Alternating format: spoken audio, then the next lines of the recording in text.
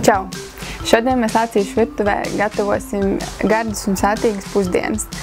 Tās liksies pievilcīgas gan daļiem dzimumam, gan noteikti garšos arī stipriem dzimumam. Tā būs vistas fileja. Mēs to pagatavosim veidā, ka tā kļūs ļoti sulīga un garšīga, un tā nebūs pavisam sīksta. Kā arī mēs izmantosim svaigo rozmarīnu, ko ļoti svarīgi atcerēties, jo tam ir vienkārši burvīgs aromāts.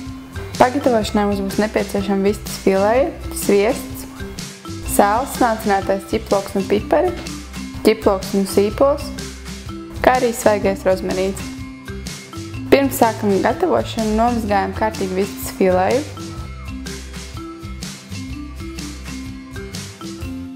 Tad uz pannas sākam kausēt aptuveni 1 teikaroti sviesta.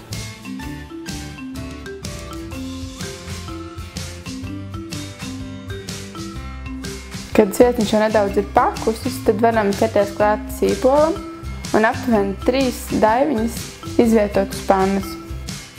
Tad varam arī paņemt 1 daiviņu ķiploka, to nomizojam un pēc tam nedaudz saspiežam, lai izdalās vairāk aromāti un arī veseli pievienojam uz pannas.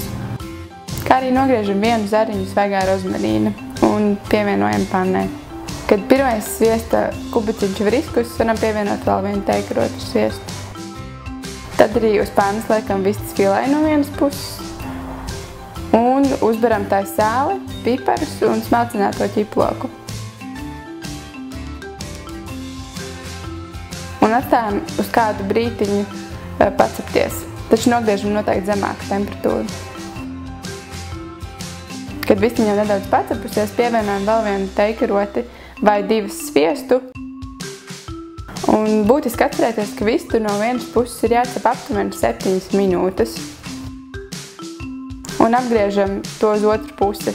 Un uzberam tieši tās pašas garšvielas arī otrajai vistas pusē.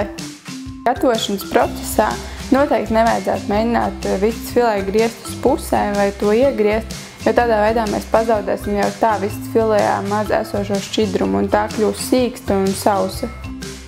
Kad jūtam, ka vistiņa jau varētu būt gatava, varam uzliet uz pannas izveidojušos mērcīti tai virsū, kā arī noteikti pēc gatavošanas būtu nepieciešams nogriezt gāzes plīti un atstāt vistiņu savā sulā, lai tā nedaudz vēl pasautējās.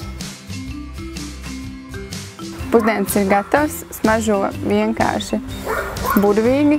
Tas noteikti pateicoties mūsu dzīvajam rozmarīnam, ko izmantojām receptē. Un vistiņi noteikti ir liels garšos kopā arī ar kādiem svaigiem un viegliem salātiņiem. Šoreiz tie ir arī mūsu paši pagatavotie Lācīšu īpašie grieķu salāti, ko gatavojām vienā no iepriekšējām reizēm. Un receptīti, protams, iespējams atrast arī, kas Lācīti Medrā YouTube kontā.